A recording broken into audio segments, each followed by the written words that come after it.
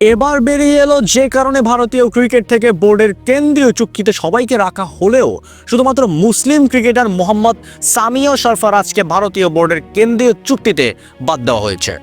ভারতীয় cricket board বা BCCI এর কেন্দ্রীয় চুক্তি মানেই কারি কারি টাকা আর বড় মর্যাদা। কিন্তু 2025 থেকে 26 মৌসুমের জন্য যখন এই তালিকা প্রকাশ করা হলো তখন সারা ভারতের শুরু হলো এক তীব্র বিতর্ক।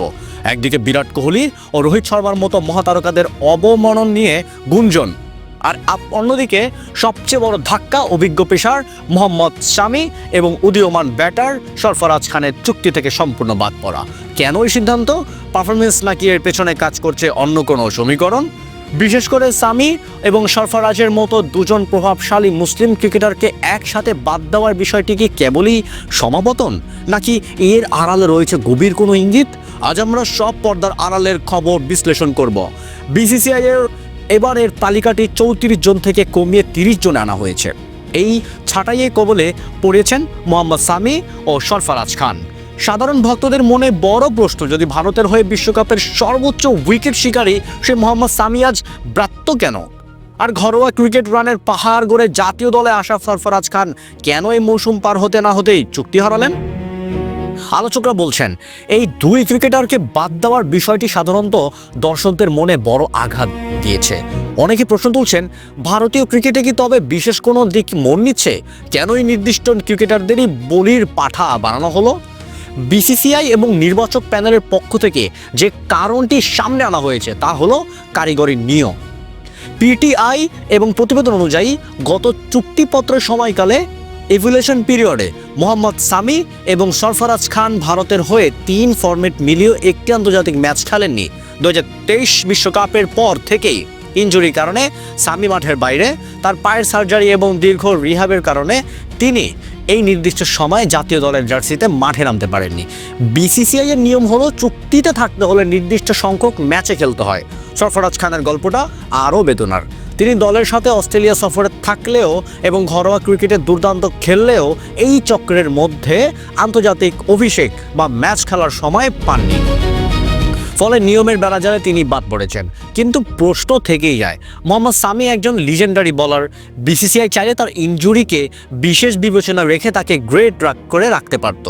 অনেক সময় বড় ক্রিকেটারদের ক্ষেত্রে বোর্ড নমনীয় হয়, তবে সামির বেলায় কেন এই কঠোর নিয়ম? একইভাবে সরফরাজ খানকে দলে রাখা সত্ত্বেও কেন তাকে মাঠে নামিয়ে চুক্তির সুযোগ দেওয়া হলো না? এই দুই ক্রিকেটারের বাদ পড়াটা কেবলই নিয়মের দোহাই দিয়ে ধামাচাপা দেওয়া কঠিন, কারণ একই সাথে ঈশান কিষান এবং মুকেশ কুমার বাদ পড়লেও শামি এবং সরফরাজকে নিয়ে আলোচনার অনেক বেশি, কারণ তারা দুজনই দলের অত্যন্ত গুরুত্বপূর্ণ এবং জনপ্রিয় মুখ। এই বাদ পড়ার পেছনে কোনো পক্ষপাতিত্ব কাজ করছে কিনা সে বিতর্ক এখন দাবানলের মতো ছড়িয়ে পড়েছে ক্রিকেট ভক্তদের মাঝে। নির্বাচক প্রধান আজিত আরগরকে নেতৃত্ব বিসিসিআই এখন ভবিষ্যৎ গড়ার ডাক দিচ্ছে। তারা কি মনে করছে 34 বছর বয়সী শামীমের ধার কমে গেছে, নাকি সরফরাজ খানকে ছাড়াই তারা নতুন টেস্ট দল সাজাতে চায়?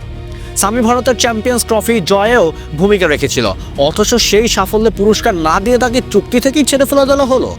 এটি কি একজন দেশপ্রেমিক এবং সফল ক্রিকেটারের প্রতি অবিচার নয়? মোহাম্মদ শামি এবং সরফরাজ খানের বাদ পড়া ভারতীয় ক্রিকেটে একটি কালো অধ্যায় হিসাবে চিহ্নিত হতে পারে, যদি না তারা দ্রুত মাঠে ফিরে নিজেদের প্রমাণ করেন।